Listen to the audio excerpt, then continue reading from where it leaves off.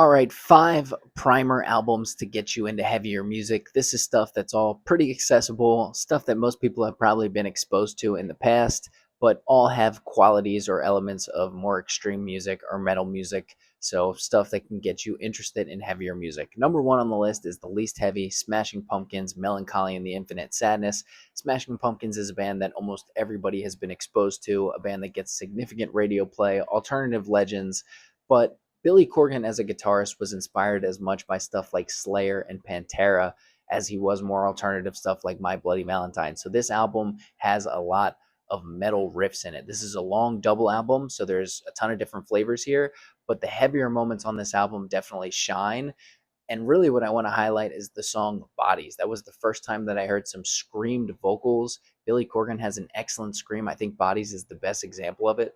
But the first time that I heard screamed vocals, that really gave me an itch for heavier music. It just made me want to get a little bit deeper into music in that style. So I think Smashing Pumpkins is a great and underrated way to start into this style of music or into heavier music. All right, number 2 on this list is going to be Incubus's Science. This is a band that most people are already familiar with. Most people know their radio-friendly material on albums like Make Yourself and Morning View, more alternative.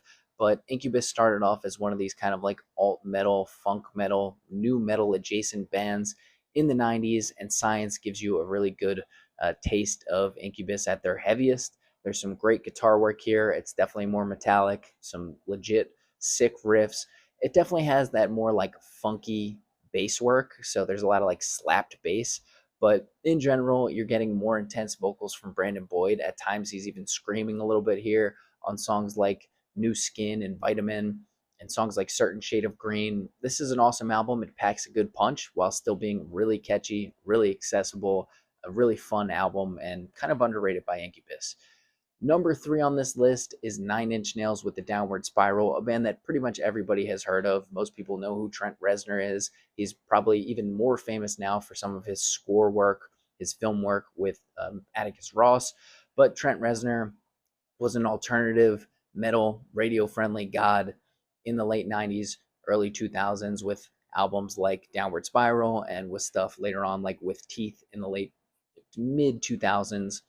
Downward Spiral is a really good album to get into if you want to listen to some heavier music because there's some legit heavy songs on here like Heretic and songs like Reptile that pack a legitimate punch. But this is more about the atmosphere. This is a really dark album with some dark subject matter that's going to be more familiar to fans of death metal. There's some like anti-religious themes on here. Just in general, this album has a pretty dark and brooding atmosphere, which all of Nine Inch Nails music usually has, but like on Downward Spiral, they're really leaning into that, and it's definitely a great primer for heavier music in that respect. And again, catchy. Everybody knows the song "Closer." It's been on the radio for years. This is still accessible. Trent Reznor has a legitimate knack for pop sensibilities and pop songwriting. So great album.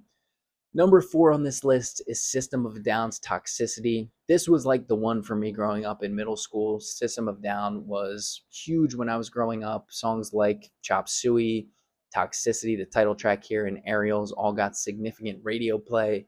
And this was one of the first albums that I really fell in love with as a younger kid growing up, trying to find my own music taste.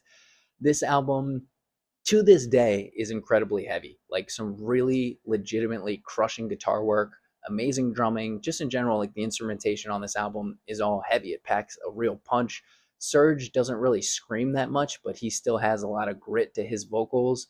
And like just in general, this is incredible songwriting. System of a Down were such a great band, really unique. They still stand out for being so unique amongst a kind of crowd that was all sort of sounding similar in the 2000s with this new metal, alt metal sound. This album is an all-time classic and remains one of the best ways to get into heavier music. Number 5 on this list is probably going to be the heaviest, but still incredibly accessible, and that is Deftones Around the Fur. This is when Deftones really kind of broke out from the new metal crowd. They evolved from Adrenaline. This is still radio friendly. Songs like My Own Summer, songs like Be Quiet and Drive are legitimately catchy, easy to listen to, while still packing a legitimate punch. Stephen Carpenter is a riff god, some really simple and heavy and incredibly catchy riffs all throughout this album. This album just has a lot of swagger too. The title track on here, just it has a different type of angst than you get from later Deftones. And Chino's vocals are amazing. You're getting legitimate screams, you're getting legitimate harsh vocals. This is a great album to get you into heavier music. All five of these are good primers if you're interested in getting a little bit heavier.